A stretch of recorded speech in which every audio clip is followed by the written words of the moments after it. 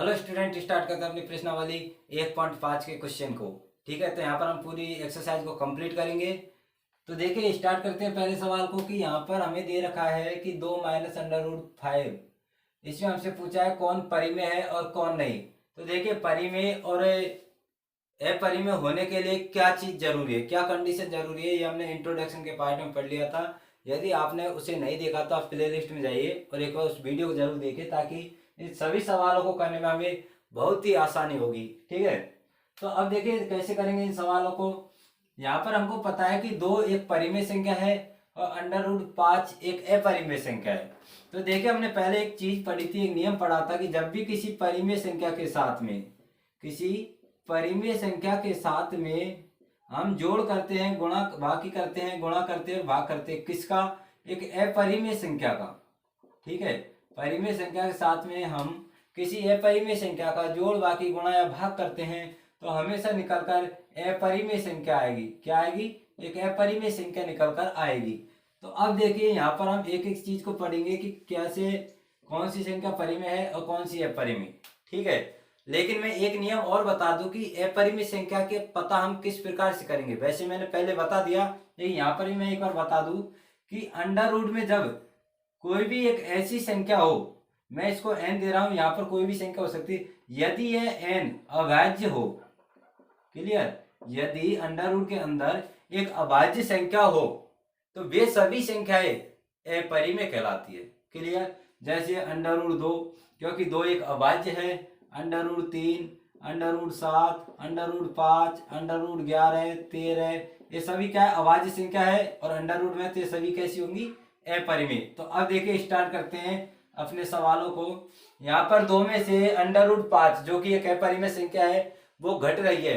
तो मैंने अभी अभी बताया, यदि परिमेय संख्या के साथ में अपरिमेय संख्या का जोड़ भाग गुणा भाग कुछ भी हो तो क्या निकल कर आएगा? एक अपरिमेय संख्या। तो यह कैसी संख्या हुई? अपरिमेय संख्या हुई। क्लियर? तो यहाँ पर आ गई अपरिमेय संख्या। इसको देखिए देखिए, एक तो जब तक हल नहीं करेंगे तब तक हम यह नहीं कहेंगे कि कौन सी संख्या परिमेय है और कौन सी अपरिमेय। देखने में तो ये हमें अपरिमेय लग रही। क्यों? क्योंकि अंडर रूट में अभाज्य संख्या है। लेकिन देखिए, हल करने पर क्या आता है, हम इसे लिख सकते हैं 3 प्लस √23 और माइनस के √23। मैंने कुछ नहीं किया, ये जो कोष्टक है इसको हटा दिया। तो देखिए, ये प्लस का है, ये प्लस का है और ये माइनस का है, कट गए तो बचे क्या? 3। और 3 कैसी संख्या होती है? तो 3 एक परिमेय संख्या होती है। क्लियर? तो ये क्या निकल कर आ गई? परिमेय। अब देखिए, यहाँ पर भी हमको इसको हल करने में कोई दिक्कत नहीं। √7 ऊपर है, √7 नीचे, ये कट गया, क्या बचा? 2/7। और 2/7 कैसी संख्या होगी? परिमेय, क्योंकि p/q के रूप की संख्या कैसी होती है? परिमेय। क्लियर है? अब देखिए, यहाँ पर 1/√2 मैंने बताया किसी भी संख्या के साथ में अपरिमेय संख्या जोड़ भाग गुणा भाग कुछ भी हो तो वह क्या निकल कर आएगा? एक अपरिमेय संख्या निकल कर आएगी। क्लियर है? तो यहाँ पर भी √2 का भाग लग रहा है और काटने को कुछ है नहीं, तो ये कैसी संख्या होगी? अपरिमेय। क्लियर? अब देखिए 2π, तो हमने जो अपना इंट्रोडक्शन का पार्ट था उसमें पढ़ा था कि पाई एक अपरिमेय संख्या है। तो यहाँ पर पाई के साथ में गुणा हो रहा है एक परिमेय संख्या 2 का, तो निकल कर हमेशा क्या आएगी? अपरिमेय संख्या। ठीक है, इन सभी सवालों को बहुत ही आसानी से हम कर सकते हैं अगर यदि आपने इंट्रोडक्शन का पार्ट एक बार देखा होगा, जिसमें हमने पूरी चीज बताई थी कि कैसे इनका जोड़ करते हैं, कैसे इनके बाकी करते हैं। तो एक बार मेरा कहना है कि आप उस वीडियो को जाकर जरूर देख लें, जिससे हमें बहुत ही आसानी से इन सभी सवालों को हम हल कर सकते हैं। ठीक है, अब देखिए, हम क्वेश्चन नंबर 2 से करते हैं कि प्रत्येक व्यंजक को सरल कीजिए। इनके लिए हमने कुछ फॉर्मूला पढ़े थे। तो यहाँ पर देखिए, 3 प्लस √3 और 2 प्लस √2। क्लियर? अब यहाँ पर हमको क्या करना होगा, देखिए इसमें ऐसा कोई फॉर्मूला लग नहीं रहा है, तो हमें करना क्या होगा, पहले इस 2 का 3 से गुणा करेंगे और फिर √3 से करेंगे। क्लियर? तो देखिए, एक एक को हल करते हैं। 2 का गुणा 3 से करेंगे, 2 3 6, और 2 का गुणा √3 से करेंगे तो आ जाएगा 2√3। क्लियर है? अब इसका जब इन दोनों से कंप्लीट हो गया तो अब इस √2 का इन दोनों के साथ करवाएंगे। तो देखिए, √2 का 3 के साथ करवाएंगे, 3 √2। कहीं ऐसा मत कर देना कि 3 दूनी 6। ठीक है, अंडर रूट का गुणा हमेशा अंडर रूट वाली संख्या से ही होता है। प्लस अंडर रूट 2 गुणा अंडर रूट 3 करेंगे तो अंडर रूट में आ जाएगा 6, क्योंकि मैंने अभी बताया था कि अंडर रूट की संख्या का गुणा हमेशा अंडर रूट की संख्या से होता है। यदि आप इस प्रकार की संख्याओं का जोड़ भाग की गुणा भाग नहीं जानते तो मैंने इसके लिए एक अलग से सेपरेट वीडियो बनाई है, आप आई बटन में जाकर उसे देख सकते हैं। ठीक, अब देखिए यहाँ पर हम देखेंगे कोई संख्या जुड़ रही है या नहीं, तो हम देख रहे हैं कि अंडर रूट की 3 है, यहाँ पर अंडर रूट 2 है। जुड़ने के लिए अंडर रूट के अंदर वाली संख्या हमेशा समान होनी चाहिए, और यह यहाँ पर समान नहीं है, इसलिए हम इसको यहीं तक करेंगे, यहीं पर अपना आंसर आ जाता है। इसमें देखिए 3 प्लस अंडर रूट 3 और 3 माइनस अंडर रूट 3 संख्याएं समान है लेकिन चिन्ह अलग अलग है। तो इसके लिए एक हमने फॉर्मूला पढ़ा था, ए प्लस बी और ए माइनस बी, निकल कर आता है A square minus B square. Clear? तो इसको किस प्रकार से करेंगे, 3 प्लस अंडर रूट 3 और 3 माइनस अंडर रूट 3, निकल कर क्या आएगा, ए का स्क्वायर यानी 3×9 माइनस बी का स्क्वायर यानी अंडर रूट 3 का स्क्वायर। और कभी भी अंडर रूट के ऊपर स्क्वायर हो तो स्क्वायर से अंडर रूट हट जाता है। ठीक है, बचता है 3 और 9 में से 3 गए तो 6। क्लियर? अब इसको देखिए under root 5 plus under root 2 का स्क्वायर, यानी कि एक हमने फॉर्मूला पढ़ा था ए प्लस बी का होल स्क्वायर, सूत्र था A square plus 2ab plus B square. Clear?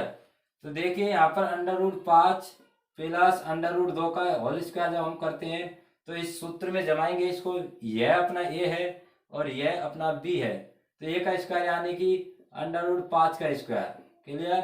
Plus 2, ये कितना है अंडर रूट 5, बी कितना है अंडर रूट 2 प्लस बी का स्क्वायर यानी अंडर रूट 2 का स्क्वायर। इसको हल कर लेते हैं, ये आगा अंडर रूट 5 का स्क्वायर यानी कि 5 प्लस, मैंने क्या बताया था अंडर रूट की संख्याओं का आपस में गुणा हो सकता है, तो 5 दूनी 10, 2 अंडर रूट 10 प्लस इसका आ जाएगा 2, समान समान संख्याएं जुड़ती है तो 5 और 2 7 प्लस 2 अंडर रूट 10।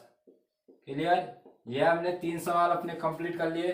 देखिए एक सवाल और इसका बचा हुआ है तो मैं उसको यहां पर कर देता हूं। चौथा सवाल है under root 5 minus under root 2, बहुत ही आसान है, under root 5 plus under root 2।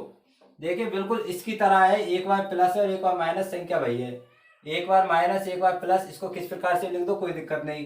ठीक है, और संख्या वही है तो इसमें कौन सा लग जाएगा, ए माइनस बी और ए प्लस बी, यानी कि ए का स्क्वायर माइनस बी का स्क्वायर, ये वाला सूत्र लग जाएगा ए प्लस बी ए माइनस बी। मैंने यहाँ पर ए माइनस बी पहले लिख दिया, ए प्लस बी पीछे, इसमें कोई दिक्कत नहीं क्योंकि गुणा में हम इस प्रकार से लिख सकते हैं। तो अब देखिए ए स्क्वायर यानी कि अब हम इसको दोबारा से लिख लेते हैं 5 माइनस अंडर रूट 2 और कोष्टक under root 5 plus under root 2, यानी कि निकल कर क्या आएगा, ए का स्क्वायर यानी कि 5 माइनस बी का स्क्वायर यानी कि 2 बराबर 3। आंसर ही आ गए। क्लियर? तो आप यहाँ तक एक बार वीडियो रोककर नोट कर सकते हैं। अब देखिए कि अब क्वेश्चन नंबर जो 3 है वो क्या कहता है, तो बहुत ही समझने लायक क्वेश्चन है क्योंकि इसमें ऐसा कुछ करने को है नहीं, लेकिन इसमें समझने को बहुत कुछ है। तो देखिए ध्यान दीजिए कि क्वेश्चन को पढ़ लेते हैं एक बार, कि आपको याद होगा कि पाई को एक वृत्त की परिधि जिसे हमने सी से दर्शाया है और उसके व्यास जिसको डी से माना है के अनुपात से परिभाषित किया जाता है।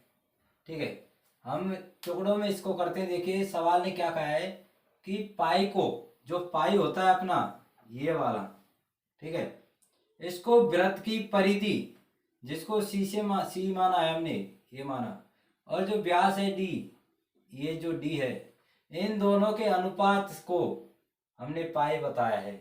जैसा सवाल में कहा है, देखिए कि आपको याद होगा कि पाई को वृत्त की परिधि और उसके व्यास के अनुपात से परिभाषित किया जाता है। तो परिधि और अनुपात, परिधि और व्यास का अनुपात से हमने इस पाई को क्या कर दिया, परिभाषित कर दिया, अर्थात पाई बराबर सी अपॉन डी।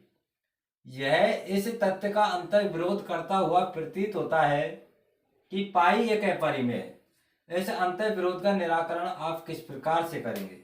देखिए सवाल अभी समझ में आपको जाने कितना आया है कितना नहीं इसका तो पता नहीं, लेकिन एक बात मैं बता दूं कि परिमेय और अपरिमेय से मतलब क्या है।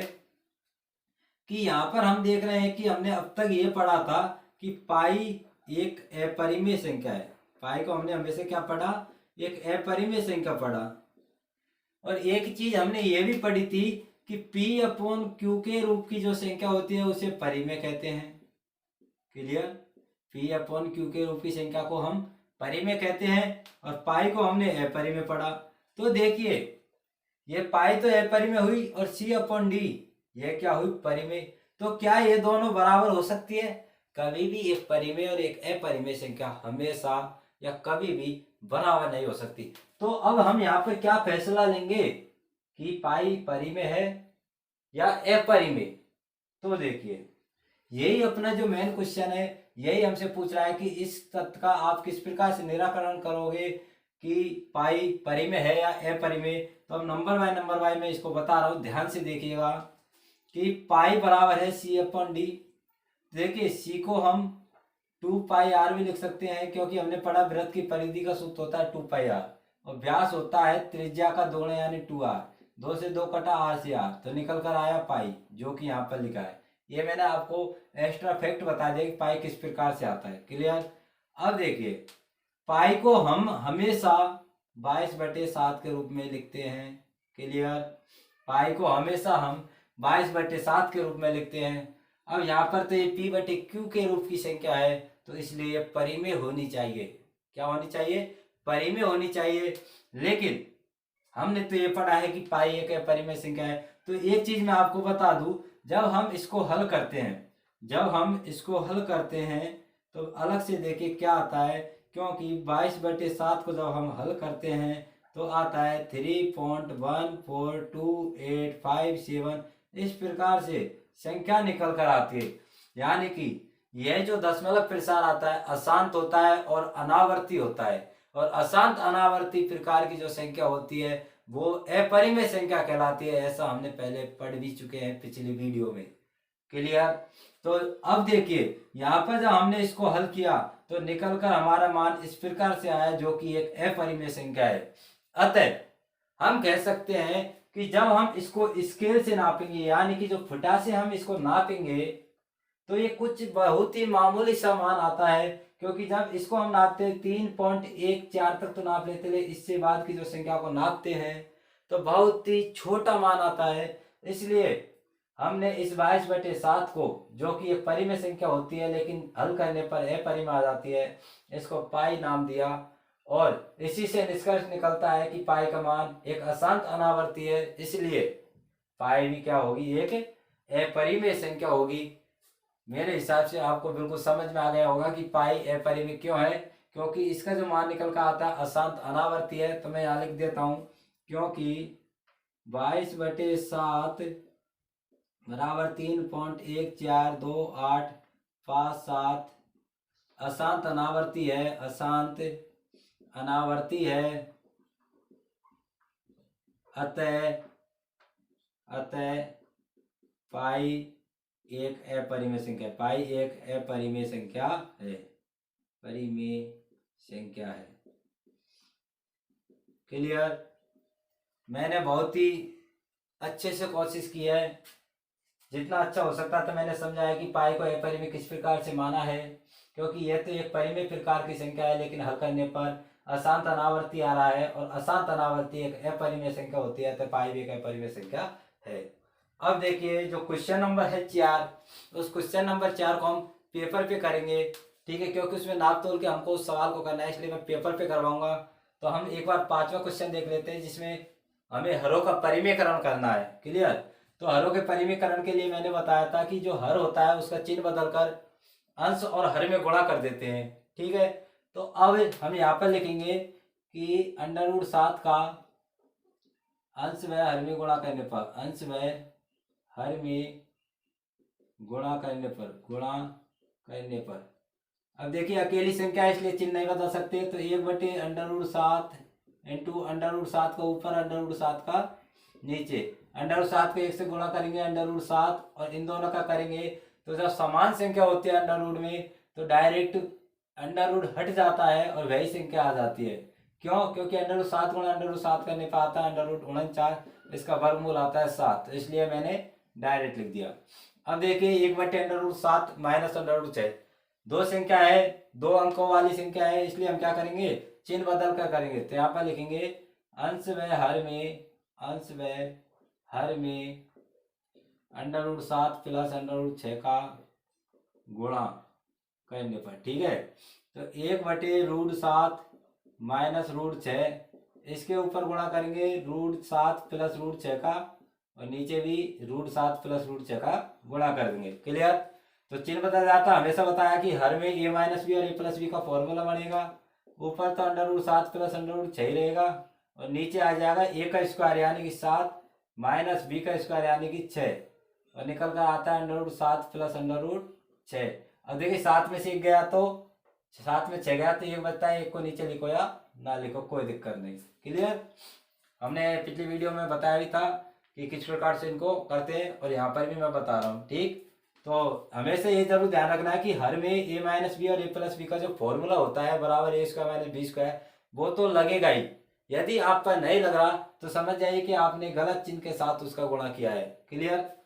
इसमें लिखेंगे कि अंश व हर में, अंश व हर में √5 माइनस √2 का गुणा करने पर, देख लीजिए प्लस था, माइनस के साथ गुणा कर रहा हूं, 1/√5 प्लस √2 इंटू √5 माइनस √2 का ऊपर और √5 माइनस √2 का नीचे गुणा करते हैं। एक के साथ गुणा करेंगे जो कि तो आ जाएगा √5 माइनस √2। इसमें भी a plus b a minus b बराबर a का स्क्वायर यानी कि 5 माइनस b का स्क्वायर यानी कि 2, क्योंकि अंडर रूट की संख्या जब स्क्वायर करते हैं तो स्क्वायर से अंडर रूट हट जाता है, डायरेक्ट संख्या आ जाती है। ये बचेगा √5 माइनस √2/5 में 2 गए तो 3। क्लियर। अब देखिए इसको कर लेते हैं, यहाँ पर लिख रहा हूं मैं अंश व हर में किसका, √7 प्लस 2 का। क्लियर। √7 प्लस 2 का गुणा करने पर। क्लियर। तो 1/√7 माइनस 2 गुणा √7 प्लस 2/√7 प्लस 2 गुणा, ऊपर तो जो कि तो आ जाएगा, 1 से गुणा हो रहा है इसलिए, नीचे √7 का स्क्वायर 7 माइनस 2 का स्क्वायर 4, तो यहाँ पर क्या निकल कर आया, √7 प्लस 2/7 में 4 गए तो 3 आंसर। क्लियर। तो इस प्रकार से हमने अपनी जो पूरी प्रश्नावली है 1.5 कंप्लीट कर ली। यदि आपको कुछ समझ में आया हो, वीडियो अच्छी लगी हो तो वीडियो को लाइक करना और चैनल को सब्सक्राइब कर लेना। इस पर हम 9वीं 10वीं 11th 12th यानी कि पूरा NCERT का कोर्स करवाएंगे, इसलिए वीडियो को लाइक जरूर कर देना।